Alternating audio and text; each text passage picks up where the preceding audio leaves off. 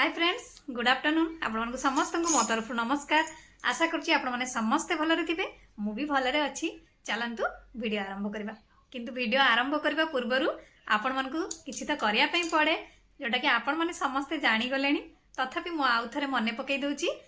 जदि आपण मान भितर कहीं जदि आज मो चैनल नुआ था ताहले प्लीज प्रथम चैनल टी सब्सक्राइब कर दिंतु पाखरे थिबा बेल आइकन को क्लिक करंतु जहाँफल मो नुआ नुआ वीडियो नोटिफिकेशन आपण मान पाखरे खूब शीघ्र पहुँची जाव आउ आपण माने मते टिके सपोर्ट करि परिबे आगु जीवा पई। ताले चलंतु वीडियो आरंभ करिबा किंतु हाँ जो माने एते पर्यंत मते सपोर्ट करी आछंती से मानकु तो प्रथमे मोर बहुत बहुत धन्यवाद। ताले चलंतु आरंभ करिबा। आज आसंतु आपण माने केमिति आपणकर केशर सबु समस्या को दूर करि परिबे से उपाय देखिबा। सेति पई आपण माने गोटे पात्र नेबे, पात्र रे आधा कप भली नडिया तेल देबे, ता सहित आपण माने पूजा कर्पूर 4टी क्रॉस करिकी एथिरे नेबे। आपण मानकर केशर जहाँ भी किसी समस्या थिबो एही तेल जदि आपण माने बनेकी लगांती ताले आपणकर केश झड़ीबा समस्या, डैंड्रफ समस्या आउ आपण मानकर जो कम बयस रे चुटी पाचिबा समस्या सब किछि क्लियर हे जिवो। एबे आपण माने एको भलो भाबरे मिक्स करि नेबे।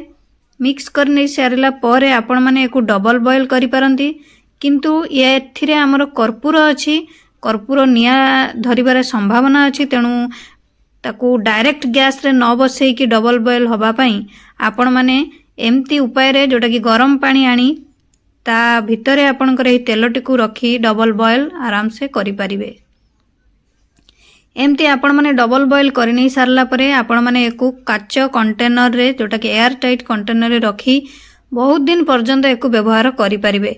जेते बेले किंतु आपण माने एको व्यवहार करिवे सेते बेले आपण माने एको अल्प किछि बाहर करी आपण माने पुणी आउ थरे एको नख उषुम करी जोटा कि डबल बॉयल मेथड रे नख उषुम करी आपण माने आपणको केशरे लगेई परिबे। लगेई आपण माने राती सारा छाड़ी देबे, सकाळे आपण माने केशटिरु जोटा कि शैम्पू करि नेबे। देखिबे आपणकर केशर सब समस्या चली जिवो।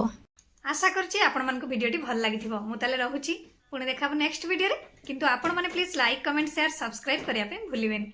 मते ताले विदाई दियंतु। नमस्कार।